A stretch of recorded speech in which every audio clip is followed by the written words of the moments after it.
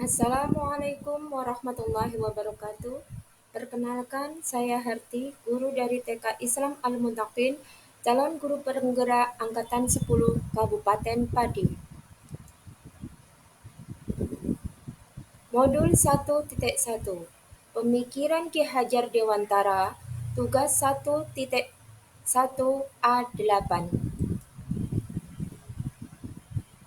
Perkenalkan dulu, yaitu orang yang sangat berjasa bagi saya, yaitu Bapak Asmuni selaku fasilitator dan Ibu Esther Tri Lestari selaku pengajar praktek.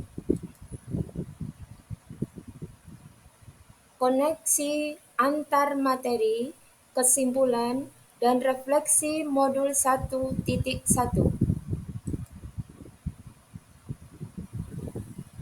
Koneksi antar materi.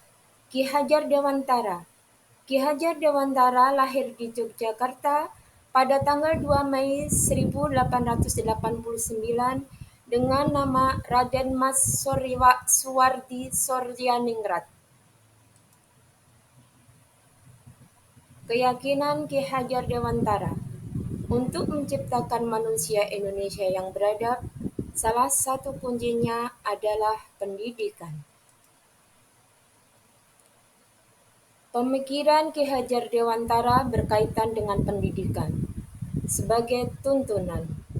Sebagai tuntunan yaitu pendidikan menuntun segala kodrat manusia yang ada pada anak-anak, agar mereka mencapai keselamatannya dan kebahagiaan setinggi-tingginya sebagai manusia maupun sebagai anggota masyarakat.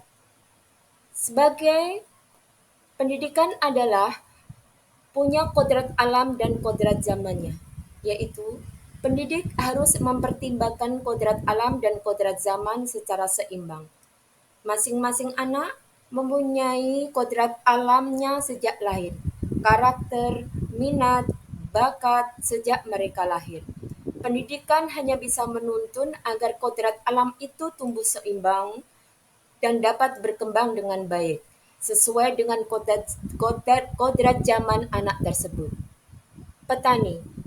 Diibaratkan petani, pendidik hanya dapat memperbaiki kondisi tanah, memelihara tanaman padi, memberikan pupuk dan memberikan air, membasmi ulat-ulat atau jamur yang mengganggu, sehingga bisa menghasilkan panen dan tanaman itu bertumbuh dengan baik.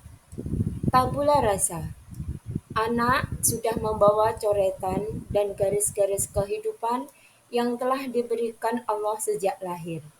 Tugas pendidik hanyalah menebalkan garis-garis yang baik itu agar dapat muncul dengan baik dan meminimalkan garis yang jelek agar tidak terlihat.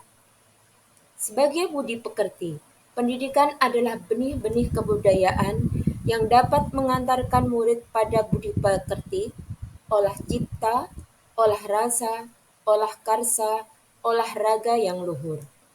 Berhamba pada anak. Pendidikan seharusnya berpihak pada anak dan memberi pelayanan pada anak. Kesimpulan, berdasarkan uraian di atas bisa disimpulkan bahwa anak adalah hal yang paling bernilai. Kedudukan guru dan anak adalah seimbang di dalam dunia pendidikan. Guru harus menerima bermacam-macam anak yang berbeda-beda sesuai kodrat alamnya. Pembelajaran seharusnya didesain dengan tepat dan menyenangkan agar anak belajar dengan senang dan bahagia. Refleksi modul 1.1. Pengajaran dan pendidikan adalah kata yang berbeda. Arti pengajaran dan pendidikan. Pengajaran adalah pendidikan dengan cara memberi ilmu atau berfaedah buat hidup anak-anak, baik lahir maupun batin. Pendidikan menuntun segala kodrat yang ada pada anak-anak agar mereka dapat mencapai keselamatan, kebahagiaan yang setinggi-tingginya, baik sebagai manusia maupun sebagai anggota masyarakat. Jadi, pengajaran termasuk dari bagian dari pendidikan. Apa yang Anda percaya tentang murid dan pembelajaran di kelas sebelum Anda mempelajari modul 1.1? Sebelum saya mempelajari modul 1.1, saya belum pernah membuat kesepakatan kelas. Setiap anak harus fokus ketika saya memberikan pembelajaran. Pembelajaran yang saya berikan banyak secara klasikal, menganggap ruang kelas tempat bermain paling nyaman, menganggap anak punya kecakapan yang sama, dan hanya mementingkan hasil bukan sebuah proses. Apa yang merubah dari pemikiran atau perilaku Anda setelah mempelajari modul 1.1? Setelah belajar modul 1.1, saya sadar bahwa tugas saya hanya memberikan tuntunan kepada anak didik saya dengan lebih sabar dan ikhlas karena mereka adalah pribadi yang unik dan berbeda-beda. Dengan berpedoman pada semboyan Ki Hajar Dewantara, yaitu Ing ngarsa sung tulodo, ing madya mangunkarsa, tutwuri handayani. Apa yang Anda apa yang dapat segera Anda terapkan lebih baik agar kelas Anda mencerminkan pemikiran Ki Hajar Dewantara? Yang akan saya terapkan agar kelas saya sesuai dengan pemikiran Ki Hajar Dewantara, yaitu membuat kesepakatan kelas sebelum pembelajaran, menyiapkan model pembelajaran yang menyenangkan, mendesain pembelajaran yang berpusat pada anak, pembelajaran yang tidak monoton. Misalnya, kadang di dalam kelas juga bisa di luar kelas.